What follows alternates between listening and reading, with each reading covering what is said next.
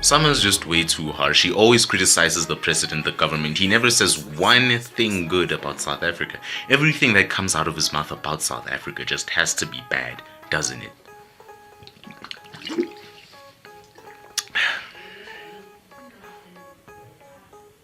I'm sorry. What? What on earth do you mean? I'm just telling y'all the truth. And the truth of the matter is that y'all don't want to hear the truth. Y'all want to hear what you want to hear. Let's be honest. When someone says young South African man these days, what's the first thing that comes to your mind?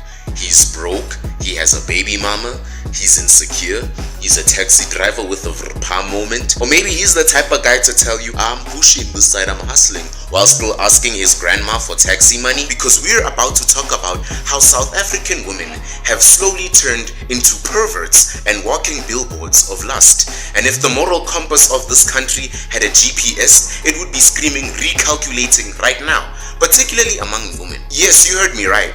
Our sisters, our daughters, and our Facebook aunties even have decided to dress like they're auditioning for an Ice Spice music video. As you've seen in that intro, that is the Summer Sambit. As I will show you and present to you, he is part of the reason why I believe personally these type of people are the root cause of the toxicity that we see in this world. They are the reason the world is so nasty and vitriol, because of their own hatred in their own hearts, because of the things they spew. This kid thinks he knows it all, thinks he got it figured. You don't believe me?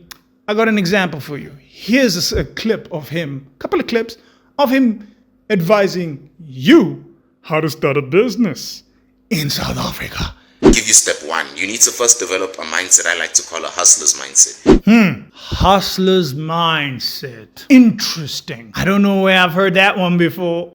The hustler does not waste time. Somebody with talent, somebody with connection, somebody with some education and some experience, oftentimes they waste time. They feel like they can afford to. They feel like they have permission to, right? A hustler is anybody that gets up every single day and figures out a way to make good for themselves in this society. Hustler is anybody who has the drive to make something happen for himself.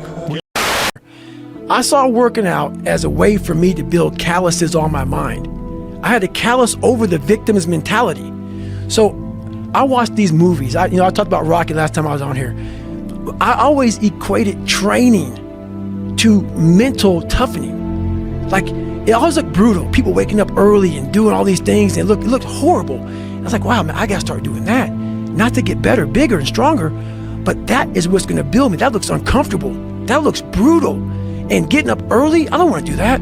So I made this long list of things that I don't wanna do. And through that, I found myself.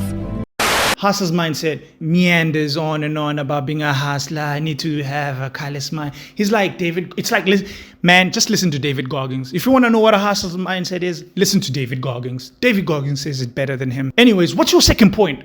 How to actually start a business. What's the next point? Let's get that damn mindset. Step two, sell what you already have.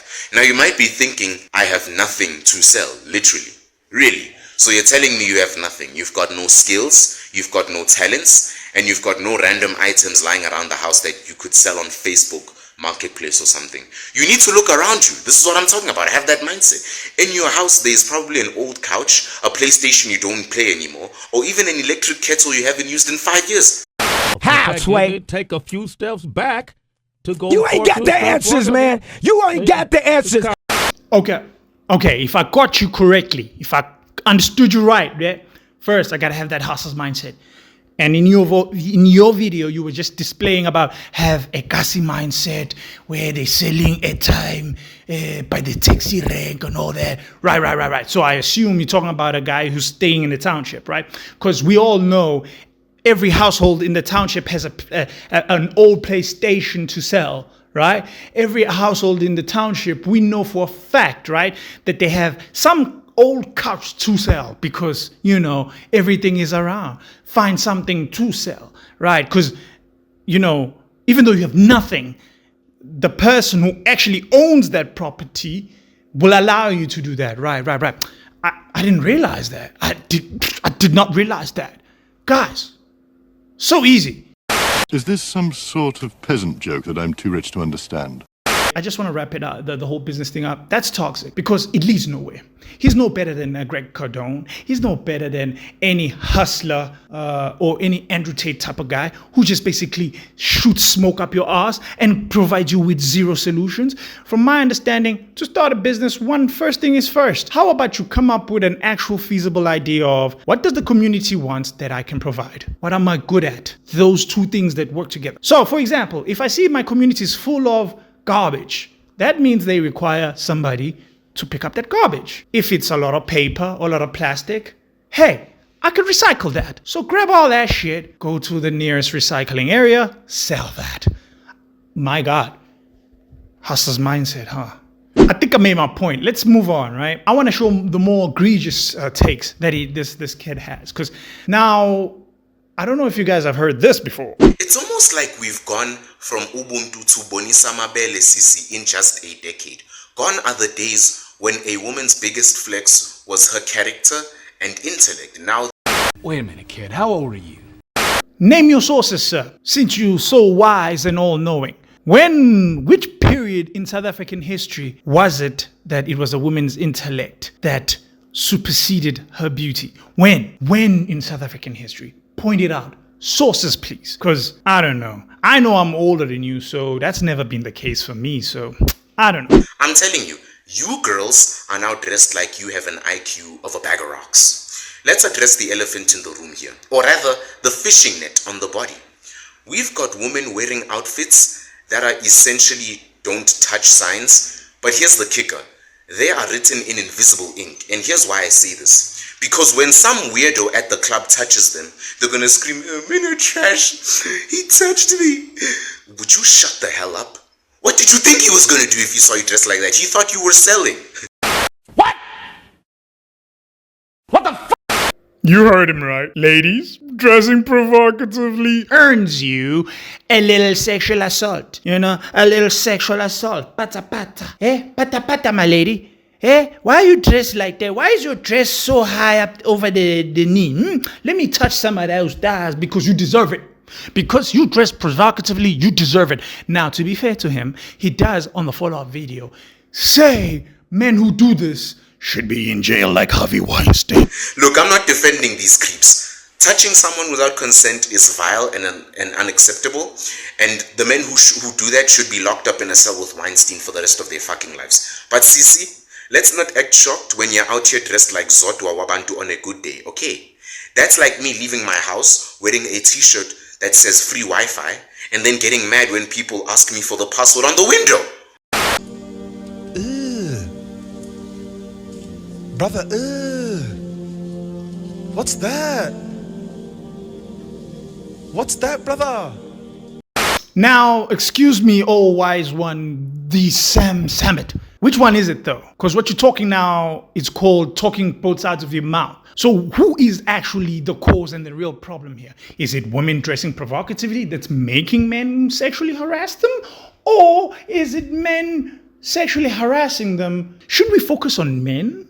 Shouldn't we look at men and say, hey men, how about you mind your business? If a woman decides to dress the way she dressed, whether she's wearing a pantyhose only and a bra with heels, why is it your business? Why should we promote people like you spewing bullshit that it's okay? Because that's what you're essentially saying. It's okay. It's an acceptable standard that a woman be sexually harassed and horrible things be done to her because of how she's dressed. Not address the fact that we have men who do not know how to control their sexual urges, who cannot act civilized.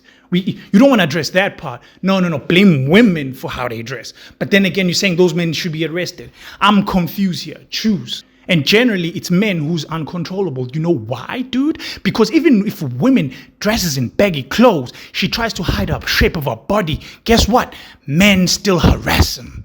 In case you're unaware, in conservative countries that you promote so much, in that same video that you're hating on women, where you're saying Muslim women are so great, Muslim women are raped every day.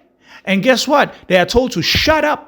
They are sexually harassed. They are covered from head to toe. They're still sexually harassed. They are still raped. They are still treated like second-class citizens. But yet you compliment Islamic women. I didn't put that clip there, but you can check it out yourself. I'm just flabbergasted by this take. This young man, clearly, I blame the parents. Because the parents have taught this young man toxic shit.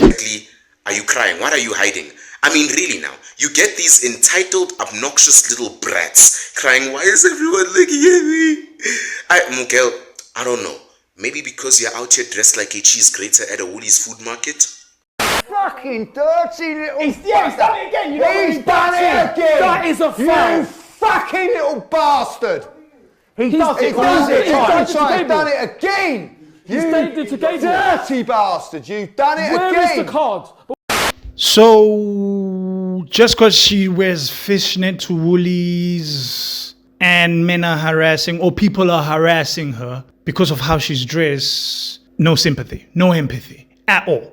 Do you see what I mean by people, by this, the toxic people that we need to get rid of in this world? I'm sorry. I have no sympathy for such people because this young man needs to fix himself kick. He's still young. He still has room to change. I hope he changes. He is a Catholic after all because he brags about it. And I'm not surprised. Instead of worrying about the Catholic Church and how it harasses little kids and is full of pedophiles rings and how much sexual crimes goes on in the fucking Catholic Church, instead of focusing on his Christianity in his own religion, how we have fake pastors and all this bullshit, instead of criticizing that, he wants to look at provocative women.